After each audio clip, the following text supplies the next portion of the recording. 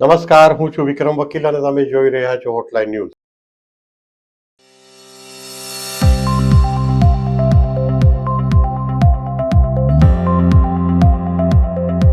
અજીત પવારનું દુઃખદ અવસાન થયું છે. પ્લેન ક્રેશ થયું અને એમની સહિત અજીત પવાર સહિત બીજી 4 વ્યક્તિઓના પણ મૃત્યુ થયા છે. બારામતી, જે એમનું મત વિસ્તાર છે અજીત પવારનો, ત્યાં એક રાજકીય મુલાકાત માટે સવારે જઈ રહ્યા હતા ત્યારે લેન્ડિંગ કરતી વખતે આ પ્લેનનો અકસ્માત થયો છે. અને સૌથી અઘરી વાત, પ્લેનમાં ઉડાવવાના જે પાયલોટ ક્રૂ છે એ જાણતા હોય છે કે ટેક ઓફ કરતાં પણ લેન્ડિંગ વખતે વધારે ધ્યાન રાખવું પડતું હોય છે અને લેન્ડિંગની થોડી મિનિટો ખૂબ જ ક્રુશિયલ હોય છે. જો લેન્ડિંગ સેફ થઈ ગયું તો માની લો કે હવે કોઈ તકલીફ નથી આવવાની, કે ટેક ઓફ થઈ ગયા પછી ઓછી તકલીફ આવવાની. પરંતુ આમાં લેન્ડિંગ સમયે શું ખામી થઈ, શું ભૂલ થઈ, એ તો જ્યારે એનું ઇન્વેસ્ટિગેશન રિપોર્ટ બહાર આવશે ત્યારે ખબર પડશે. પણ અજીત પવારના મૃત્યુ પછી હવે એનસીપી, જે અજીત પવાર એની એનસીપી તરીકે મહારાષ્ટ્રમાં ઓળખાય છે, જે કાકા શરદ પવારથી અલગ થઈને અજીત પવારે નવો ખેમો ઊભો કર્યો હતો અને એને કારણે ડેપ્યુટી સીએમ પણ બન્યા હતા. હવે મહારાષ્ટ્રના રાજકારણ પર આની શી અસર થશે? કારણ કે અજીત પવારના ગયા પછી કોઈ સેકન્ડ લીડર તો એમના જે ગ્રુપ છે, એટલે કે એનસીપીનું ગ્રુપ છે, એમાં તો કોઈ દેખાતા નથી હમણાં ઊભો કર્યા હોય. હવે ભાજપ અને એકનાથ શિંદેની શિવસેનાએ બંને મળીને એમના જે ધારાસભ્યો છે એમને પોતાના તરફી રાખવા પડશે કે એઓ ફરીથી એનસીપી શરદ પવાર સાથે જોડાઈ નહીં જાય અને મહારાષ્ટ્ર સરકારને તકલીફમાં ન મૂકી શકે. આ બધી બાબતોએ આજે આપણી સાથે વિસ્તારપૂર્વક ચર્ચા કરશે જાણીતા પત્રકાર કિરીટભાઈ ત્રિવેદી. કિરીટભાઈ, આપનું સ્વાગત છે હોટલાઇન ન્યૂઝ પર. જી, ધન્યવાદ સર. કિરીટભાઈ, આજે મોટો આંચકો મહારાષ્ટ્રના રાજકારણમાં પણ લાગ્યો છે. જો એક આપણે બહુ ફ્રેન્કલી કહીએ ને કે કોઈ પણ બે વ્યક્તિનું મૃત્યુ થયું હોય એને વિરુદ્ધ એના વિશે આપણે ત્યાં લગભગ કશાતું બોલાતું નથી, પરંતુ સોશિયલ મીડિયા પર, અને હું કેટલાક અંશે વ્યાજબી પણ માનું છું, કારણ કે શરદ પવારના ભત્રીજા અજીત પવાર વર્ષોથી ભ્રષ્ટાચાર માટે ખૂબ બદનામ હતા અને એમણે ખુલ્લેઆમ ભ્રષ્ટાચાર કર્યો છે. ભાજપને પણ ખબર હતી, પણ ભાજપ પાસે છૂટકો નહોતો. સત્તા પર આવવું હોય મહારાષ્ટ્રમાં કે ઉદ્ધવ ઠાકરેને સત્તાથી દૂર રાખવા હોય તો ઉદ્ધવ ઠાકરે પણ એટલા જ ભ્રષ્ટાચારી હતા કે છે, એટલે અજીત પવારનો એમણે સાથ લેવો પડ્યો. પરંતુ જે મહારાષ્ટ્રમાં જે લોકો છે, મહારાષ્ટ્રના લોકો છે, જે તટસ્થ છે, પ્રમાણિક છે, એમને અજીત પવાર દીઠા ગમતા નહોતા. જી કિરીટભાઈ. જી વિક્રમભાઈ, અજીત પવાર એક એવા નેતા છે, હાલના સંજોગોમાં હતા એમ કહી શકીએ આપણે, એક એવા નેતા હતા કે જેને ભારતીય જનતા પાર્ટીની સાથે એનું ગઠબંધન થયું એના એક સપ્તાહ પહેલા વડાપ્રધાન નરેન્દ્ર મોદીએ ખુલ્લેઆમ મહારાષ્ટ્રમાં જઈને કીધું હતું કે આ લોકો આગામી દિવસોની અંદર જેલમાં હશે, કેમ કે એના જે કૌભાંડો ઉજાગર થઈ રહ્યા હતા એક પછી એક એને જોતા. અને જેવી આ ધમકીના સ્વરૂપમાં અથવા તો આ જે વાત સ્ટેજ ઉપરથી કહેવામાં આવી અને 15 થી 20 દિવસની અંદર અજીત પવારે ભારતીય જનતા પાર્ટીની ગંગા નદીમાં ડૂબકી મારી દીધી અને એ શુદ્ધ થઈને બહાર આવ્યા, એના બધા જ પાપ ધોવાઈ ગયા અને તેઓ ઉપમુખ્યમંત્રી સુધીના પદ પર પહોંચી ગયા મહારાષ્ટ્રની અંદર. રાજકારણની મુખ્ય ધરી, જે મહારાષ્ટ્રના રાજકારણની મુખ્ય ધરી ઠાકરે પરિવાર અને પવાર પરિવાર પાસે હતી વર્ષો સુધી. કોંગ્રેસ પાસે પણ થોડો સમય રહી હતી, પણ કોંગ્રેસના મહારાષ્ટ્રમાં અસ્ત થયા પછી પવારનો ઉદય થયો. પવારે એનસીપી બનાવી, શરદ પવારે એનસીપી બનાવી. પીએ સંઘમાં આપણા સ્પીકર હતા એક સમયના, એમની સાથે મળીને. તો આ એનસીપીના જન્મ પછી સક્રિય રાજકારણમાં અજીત પવાર વધારે આવ્યા. દિલ્હી શરદ પવાર સાચવતા હતા અને મહારાષ્ટ્રની મોટાભાગની જવાબદારી, કે જ્યાંથી એ બારામતીમાંથી એ ધારાસભ્ય હતા એ, અને ત્યાર પછી જે છેલ્લા કેટલાક સમયની અંદર એમણે કાકા શરદ પવાર સાથે સંબંધો બગાડી અને એનસીપીના 2 ભાગલા કરી નાખ્યા. અને એનસીપીના ભાગલા થવાની સાથે સાથે એનું જે ચિહ્ન છે ઘડિયાળનું, 10 ને 10 મિનિટ ને 35 સેકન્ડનું, એ ચિહ્ન પણ એમને મળ્યું. શરદ પવારને ચેલેન્જ એમના ઘરમાંથી જ ઊભી થઈ, જેવી રીતે ઉદ્ધવ ઠાકરેને એના ઘરમાંથી ઊભી થઈ ચેલેન્જ, રાજ ઠાકરેના સ્વરૂપમાં. બાલ ઠાકરે હતા ત્યારે જ રાજ ઠાકરે તો લગભગ પોતાનું બંડ પોકારી દીધું હતું, અને ત્યાર પછી આ બધા જે ખેલ થયા મહારાષ્ટ્રની અંદર સત્તા માટેના, એમાં આ જે એનસીપીના જૂથ જે છૂટું પડ્યું એની પણ બહુ મોટી ભૂમિકા હતી. બીજી વસ્તુ કે અજીત પવારનું મૃત્યુ થઈ ગયું છે આજે પ્લેન ક્રેશમાં બારામતીના એરપોર્ટ ઉપર એ મૃત્યુ બાદ હવે જે એનસીપીના બચેલા ધારાસભ્યો છે એની કમાન ફરી એક વખત પ્રફુલભાઈ શાહના હાથમાં આવવાની છે. પ્રફુલ પટેલ. તો પ્રફુલ પટેલ હવે આ ટીમને લીડ કરશે. પ્રફુલ પટેલ એક સમયે શરદ પવારના બિલકુલ કિચન કેબિનેટના મંત્રી હોય એ રીતના નજીક હતા એની સાથે, અને એક વખત એમને નાગરિક ઉડ્ડયન મંત્રી પણ બનાવવામાં આવ્યા હતા પ્રફુલ પટેલને. એટલે બહુ મોટું નામ છે, અને એને સાચવવા માટે હવે ભાવ માટે બહુ મોટી વાત નથી. દેવેન્દ્ર ભાવ માટે એને સાચવવાની બહુ મોટી વાત નથી, કેમ કે પ્રફુલ પટેલ અંદર ખાનેથી ભારતીય જનતા પાર્ટી સાથે અને વડાપ્રધાન નરેન્દ્ર મોદી અને અમિત શાહ સાથે પણ અંદર ખાનેથી એના સંબંધો ખૂબ સારા છે. ચેલેન્જીસ ચોક્કસપણે એ આવશે કે મહારાષ્ટ્રના રાજકારણમાં એક ગુજરાતી પટેલ યુવાન કઈ રીતે સક્રિય બનીને આ બધા ટોળાને લીડ કરી શકે, એ એક ચેલેન્જ આવશે એમની સામે. પરંતુ એ સવાયા મહારાષ્ટ્રીયન છે, કેમ કે મુંબઈમાં જન્મેલા છે અને મુંબઈમાં જ મોટા થયેલા છે, એટલે એને બહુ આ બધું ટેકલ કરવામાં બહુ વાંધો નહીં આવે. વાત વિક્રમભાઈ ત્યાં આવીને અટકી છે કે હમણાંના છેલ્લા મહાનગરપાલિકાના જે મહારાષ્ટ્રના ઇલેક્શન ગયા ત્યાર પછી શરદ પવાર અને અજીત પવાર બહુ નજીક આવી ગયા હતા.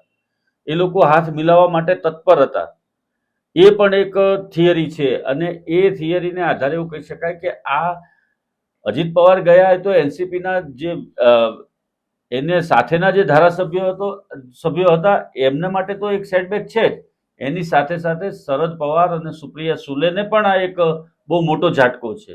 મહારાષ્ટ્રના રાજકારણમાં તો એક સક્રિય અને સક્ષમ નેતા ગુમાવ્યા છે એ લોકોએ, પણ આ જે બે જૂથ પડી ગયા હતા એનસીપીના, એ એક થવાની સંભાવના બહુ વધારે હતી. લગભગ 80-20નો રેશિયો હતો કે લગભગ 80% તો એ લોકો એક થઈ જ જશે એવી જે વાત હતી. એમાં આ ભંગાણ પડ્યું છે આમના જવાથી. અને અજીત પવાર આમ ગણો તો જમીન સાથે જોડાયેલા નેતા હતા.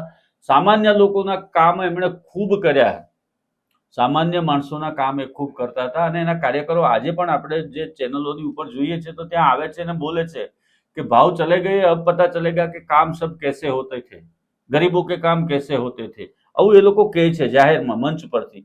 તો ઇટ મીન્સ કે એ લોકનાયક હતા, લોકનાયક તરીકે એને સ્વીકાર્યા હતા. હવે જે ભારતીય જનતા પાર્ટી સામેની જે ચેલેન્જ છે એ આ જે એનસીપીની છૂટી પડેલી જોક છે એમાંથી એક પણ બકરું બહાર ન જાય એને સાચવવાની છે, અને એને માટે દેવા ભાવે પણ સમાધાન કરવા પડશે, અને વડાપ્રધાન નરેન્દ્ર મોદી અને અમિત શાહે પણ એ લોકોને સાચવી રાખવા માટે એમના મન અને માન અને મર્તબો આ બધું જ એને સાચવવું પડશે. જી કિરીટભાઈ, તમે જે વાત કરી કે કોર્પોરેશનની ચૂંટણીઓ પછી મહારાષ્ટ્રની એક એવી વાત ચાલતી હતી કે કાકા ભત્રીજા ફરીથી એક થાય, એ વાત પણ ઘણો દમ લાગે છે. કારણ કે છેલ્લા જે મને આજે સવારે કેટલાક મુંબઈના પત્રકાર મિત્રો સાથે વાત થઈ, એમના દ્વારા જાણવા મળ્યું કે એક એવું નક્કી થયું હતું કે અજીત પવારને રાષ્ટ્રીય એનસીપીના પ્રમુખ બનાવવામાં આવે અને સુપ્રિયા સુલે જે શરદ પવારના પુત્રી છે એ ઉપપ્રમુખ બને, અને સુપ્રિયા સુલે નેશનલ લેવલ પર એનસીપી સંભાળે અને અજીત પવાર મહારાષ્ટ્રના લેવલ પર સંભાળે. આ પણ એક શક્યતા ઊભી થઈ હતી. હવે ફાઇનલી શું ડિસિઝન લેવામાં આવી એ તો કોઈને ખબર નથી, અને અજીત પવારને ગયા પછી હવે વાત બહાર પણ નથી આવવાની. કારણ કે હવે તો કોઈ શરદ પવાર કોઈ જે બીજા કોઈ હશે, ધારો કે તમે કહ્યું એમ પ્રફુલ્લ પટેલને ચાર્જ હશે, તો એની સાથે શરદ પવાર સાથે કંઈ ટ્રેપો એટલો નથી મળવાનો કે આમનો તો લોહીનો સંબંધ હતો કાકા ભત્રીજાનો. એટલે હવે એક વાત એવી પણ છે કે હવે મહારાષ્ટ્ર સરકારને કોઈ સંકટ ઊભું થશે ખરું આને કારણે, રાજ્ય સરકારને, કારણ કે એનસીપીના જે ધારાસભ્યો છે એટલે કે અજીત પવાર એનસીપીના, એમને સાચવવા માટે દેવેન્દ્ર ફડણવીસથી માંડીને ભાજપના બીજા અમિત શાહ જેવા રાષ્ટ્રીય કક્ષાના નેતાઓને પણ ચિંતા હશે, અને એમણે પણ કોઈ એ બાબત વિચારશે હવે અને સક્રિય થશે. કારણ કે એમને આ બધા જે ધારાસભ્યો છે એમને પોતાની તરફ કરવા, અથવા તો ધારો કે કેટલાક ધારાસભ્યો શિવસેનામાં જાય, કેટલાક ભાજપ સાથે પણ જોડાઈ જાય, એવી પણ એક શક્યતા ઊભી થઈ શકે. એ શક્યતા એટલા માટે નહીં ઊભી થાય સાહેબ કે આ લોકો બધા જ આ ટોળું એમની સાથે અજીત પવારની સાથે જે ટોળું છૂટું પડ્યું હતું એ ટોળાને એટલી ચોક્કસ ખાતરી હતી કે જો આપણે અજીત દાદાની સાથે જઈએ તો આપણે સત્તાની અંદર ભાગીદારી આપણને મળશે, અને શરદભાવના હાથમાં સત્તા હશે, અને શરદભાવ, કોંગ્રેસ અને શિવસેના, ઉદ્ધવ ઠાકરે આ બધા ભેગા થઈ અને જો સરકાર ચલાવશે તો એમાં લાડુ 4 ને બાવા 12 જેવો ખેલ થશે. કેમ કે કોંગ્રેસ પોતાનો હિસ્સો માંગશે, શિવસેના પોતાની દાદાગીરીથી પોતાનો હિસ્સો માંગશે અને બચ્યું કૂચ્યું જે કંઈ હાથમાં આવશે એ એનસીપીના હાથમાં આવશે અને એનસીપીમાં પણ પાછું શરદ પવાર પોતાના જે નજીકના છે એ લોકોને સાચવવાનો પ્રયત્ન કરશે તો તમારા હાથમાં શું આવશે? છેલ્લે આ ગણિત આવીને ઊભું રહેતું હતું. એટલે જ આ અજીત પવાર વાળું જૂથ આખું અલગ પડ્યું હતું. બીજું, અજીત પવાર વાળા જૂથને નાક દબાવીને મોઢું ખોલવામાં આવ્યું હતું. એમની સામે જે અજીત પવારની સામે પર્ટિક્યુલર શુગર મિલ કૌભાંડના જે આક્ષેપો હતા કરોડો રૂપિયાના, અને એના અનુસંધાનમાં જ જે વડાપ્રધાને, મેં અગાઉ પણ કીધું એ રીતે, કે વડાપ્રધાને નિવેદન કર્યું હતું કે પ્રજાના એક એક પૈસાનો હિસાબ લેવામાં આવશે અને કોઈને છોડવામાં નહીં આવે. આ એમના શબ્દો હતા ત્યારે, કે અમે કોઈને છોડવાના નથી, પ્રજાના પૈસા જે લોકો નીકળી ગયા છે, જે ખાઈ ગયા છે, એને અમે છોડવાના નથી. અને ત્યાર પછીના 15-20 દિવસનું જ આ ડેવલપમેન્ટ હતું કે એનસીપીના 2 ભાગ થઈ ગયા. એટલે આ જે ટોળું છૂટું પડીને આવ્યું છે એ લોકોની રાજકીય કારકિર્દી કઈ રીતે બચી શકશે? એ લોકોની રાજકીય કારકિર્દી તો જ બચશે કે એ લોકો જ્યાં છે ત્યાં સ્ટેબલ રહે, તો એ પ્રફુલ્લભાઈના દોરવણી હેઠળ એ લોકોનું અસ્તિત્વ ટકી રહેશે અને ઇન ફ્યુચર પ્રફુલ્લભાઈ એમને ફરી વખત તક આપશે, ફરી વખત ટિકિટ આપશે. અને નહીતર એક વાત ભીતે લખાયેલું સત્ય છે કે અજીત પવારની સાથે એનસીપી છોડીને ગયેલા કોઈ પણ નેતાને નેક્સ્ટ ઇલેક્શનની અંદર કોઈ જગ્યાએ ટિકિટ શરદ પવાર આપશે નહીં, કેમ કે એના ઉપર ભરોસો કઈ રીતે કરી શકાય? જે અજીત ભાવના એક અવાજ ઉપર એને છોડીને જતા રહ્યા હોય, એના ઉપર કોઈ મૂર્ખ રાજકીય નેતા હોય તો જ એનો ભરોસો કરે.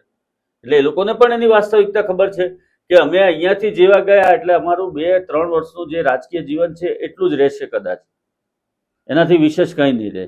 એટલે આ જે નજીક આવવાની વાત હતી એમાં આ બહુ મોટું અંતર થઈ ગયું છે સાહેબ. હવે હમણાંનું હું તમને ગઈકાલની જ વાત કરું. ગઈકાલે જ મેં એક આર્ટિકલ વાંચ્યો કે ડોંબિવલીમાં એ લોકો ભેગા થવા ઉપર હતા. ડોંબિવલીમાં શરદ પવાર એનસીપી અને અજીત પવાર એનસીપી ભેગા થવાના હતા અને ત્યાં એ લોકો સારી રીતે મજબૂત ગઠબંધન કરી અને પછી ડોંબિવલીની સત્તા 122 સીટની જે છે એમાં એ લોકો સત્તા ઉપર આવવાની વિતરણમાં હતા, એ ગણતરીમાં હતા, એ કેલ્ક્યુલેશનમાં હતા. પરંતુ એ પહેલા જ આ એક દુર્ઘટના બની ગઈ છે જેમાં અજીત પવાર જેવા દિગ્ગજ નેતા કહી શકાય મહારાષ્ટ્રના રાજકારણમાં અને દેશના રાજકારણમાં એક આ શૂન્યાવકાશ ઊભો થયો છે. અને ખાસ કરીને જે નાના કાર્યકરો અને નાના માણસો હતા એમને સાથે રાખીને એમની જે કામ કરવાની કુનેહ હતી એમાં બહુ મોટો ફટકો પડ્યો છે. મહારાષ્ટ્રના સામાન્ય મતદારો માટે આ શૂન્યાવકાશ સર્જાયો છે. રાજકારણમાં તો નેતાઓ આવશે, નેતાઓ જશે, પરંતુ પ્રજાના કામ કરી અને લોકચાહના મેળવનારા જે લોકો છે, બારામતીમાં સાહેબ અત્યારે હું હમણાં હજી ન્યૂઝ જોતો હતો, ચેનલ જોતો હતો, તો એની અંદર જોયું કે પબ્લિક ધીમે ધીમે વધી રહી છે. ત્યાં પોલીસનો બંદોબસ્ત ગોઠવવામાં આવ્યો છતાં એટલી બધી પબ્લિક ત્યાં એકત્ર થઈ રહી છે કે પોલીસને પણ અત્યારે તકલીફ પડી રહી છે આ બધું મેનેજ કરવામાં. અને જ્યારે એમની સ્મશાન યાત્રા નીકળશે, પવાર પરિવારના અગ્રણીઓ અને મુખ્યમંત્રી દેવેન્દ્ર ફડણવીસ સહિતના શિવસેનાના નેતાઓ પણ ત્યાં પહોંચશે, કેમ કે એક રાજકીય નેતાનું આ નિધન થયું છે એટલે એ પણ છે. પરંતુ રાજકારણના આટાપાટામાં ક્યારેય કશું ફિક્સ હોતું નથી. એમાં ક્યારે કોણ પોતાનો સ્વાર્થ સાધવા માટે કોની સાથે જઈને બેસી જાય એ કંઈ નિશ્ચિત હોતું જ નથી. અને આવા બધા ખેલ પાર પાડવામાં ભારતીય જનતા પાર્ટી પાસે અને ટ્રબલ શૂટરની જે આખી એક ટીમ છે, આખું એક એની ઇકોસિસ્ટમ છે, એ એક્શનમાં આવશે. અને આવા ઓપરેશનો એમણે ભૂતકાળની અંદર બહુ બધા પાર પાડેલા છે. એ ગુજરાતની અંદર હોય કે એ મહારાષ્ટ્રની અંદર હોય કે કર્ણાટકાની અંદર હોય કે આસામની અંદર હોય. એટલે ભારતીય જનતા પાર્ટીની જે શાર્પ શૂટરોની ટીમ છે, આખી એક ટ્રબલ શૂટરની ટીમ છે, એ હવે મેદાનમાં આવશે અને એ લોકો સામ દામ દંડ ભેદ બધું જ અપનાવી અને આ લોકોને એની જોકમાંથી, જેવી રીતે ભરવાડ ધ્યાન રાખે કે જોકમાંથી બકરું બહાર ન જતું રહે, એ રીતે આ ધારાસભ્યોને એક જોકમાં પૂરી રાખવામાં સફળ રહેશે એવું અત્યારના સંજોગોમાં લાગી રહ્યું છે. કેમ કે આ ટીમને હવે પ્રફુલ્લ પટેલ લીડ કરવાના છે. જી કિરીટભાઈ, અને મહારાષ્ટ્રના રાજકારણ પર આની શું અસર થશે અજીત પવારના મૃત્યુની, એના પર પણ આપની નજર રહેશે. Thank you very much. જી ધન્યવાદ. આવા પ્રકારના વિડીયો તમને જોવા ગમતા હોય તો હોટલાઇન ન્યૂઝ ચેનલને લાઇક, શેર અને સબસ્ક્રાઇબ કરો.